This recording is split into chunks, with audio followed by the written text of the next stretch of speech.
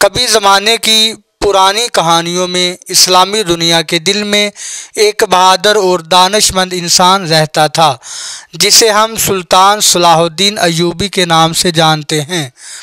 ان کا پورا نام یوسف بن ایوب تھا اور مغرب میں وہ صلاح الدین کے نام سے مشہور ہیں۔ 1137 میں دریائے دجلہ کے کنارے واقع شہر تکریت میں پیدا ہونے والے صلاح الدین نے اپنے والد نجم الدین ایوب اور چچا شیر کو کی تربیت میں اپنی ابتدائی زندگی گزاری، جو زندگی خاندان کے فوجی کمانڈر تھے۔ صلاح الدین کی عظیم زندگی کا سفر اس وقت شروع ہوا جب ان کے چچا شیرکو نے ان کی صلاحیت کو پہچانا اور انہیں مصر میں فوجی مہمات میں شامل کیا۔ اس وقت مصر فاطمی خلافت کے زیر تسلط تھا، جو داخلی اختلافات اور بیرونی خطرات کے باعث کمزور ہو رہی تھی۔ شیرکو اور صلاح الدین کو زنگی حکمران نور الدین نے مصر بھیجا تاکہ صلیبی افواج کا مقابلہ کریں اور سنی اسلام کا تسلط قائم کریں۔ کئی حکمت عملی سے بھرپور فتوحات اور اپنے چچا کی وفات کے بعد 1169 میں صلاح الدین مصر کے وزیر بن گئے۔ اگرچہ ان کا ابتدائی عہدہ فاطمی خلیفہ کے ماتحت تھا، مگر ان کی قیادت اور شخصیت نے جلد ہی عوام اور فوج کا دل جیت لیا۔ انہوں نے متعدد اصلاحات کا آغاز کیا، معیشت کو دوبارہ فعال کیا اور فوج کو مضبوط بنایا۔ ان کی عادلانہ حکومت نے انہیں مسلمان اور دشمنوں دونوں کے درمیان عزت و احترام عطا کیا۔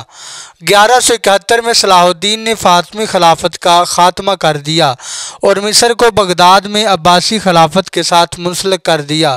یہ اقدام صلیبیوں کے خلاف مسلم محاذ کو متحد کرنے کا سبب بنا اور صلاح الدین کو اسلامی دنیا کی مرکزی شخصیت بنا دیا۔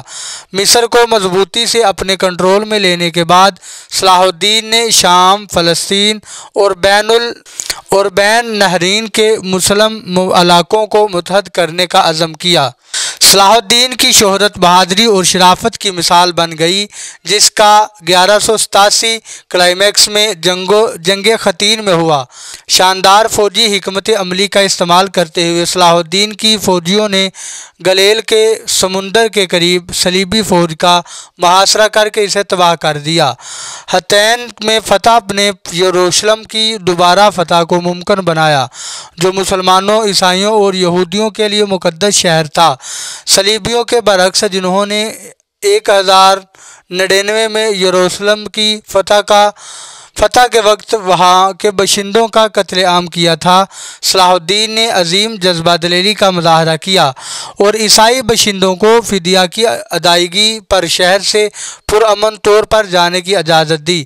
صلاح الدین کی عاجزی اور انصاف پسندی کی کہانیاں مشہور تھیں۔ وہ جنگی قیدیوں کے ساتھ رحم دلی کا برتاؤ کرتے، ان کی طبی دیکھ بھال کرتے اور منصفانہ سلوک کرتے۔ تیسری صلیبی جنگ کے دوران خصوصاً رچرڈ شیردل کے ساتھ ان کی دشمنی احترام کی مثال بن گئی۔ باوجود شدید لڑائیوں کے دونوں رہنماؤں کے درمیان باہمی احترام برقرار رہا۔ ایک موقع پر جب رچرڈ کا گھوڑا جنگ میں مارا گیا، صلاح الدین نے اسے احترام کے نشان کے طور پر 2 گھوڑے بھیجے۔ میدان جنگ سے ہٹ کر صلاح الدین علم و ثقافت کے سرپرست تھے۔ انہوں نے مدرسے، اسپتال اور کتب خانے قائم کیے، تعلیم اور علمی تبادلے کو فروغ دیا۔ ان کا دربار علماء، شاعروں اور سائنسدانوں کا مرکز تھا، جو اسلامی ثقافت کے سنہرے دور کو فروغ دے رہا تھا۔ صلاح الدین کی زندگی شرافت، انصاف اور دینداری کی مثال تھی۔ وہ 1193 میں دمشق میں وفات پا گئے اور ان کا مقبرہ اموی مسجد کے قریب واقع ہے۔ ان کی یاد آج بھی زندہ ہے۔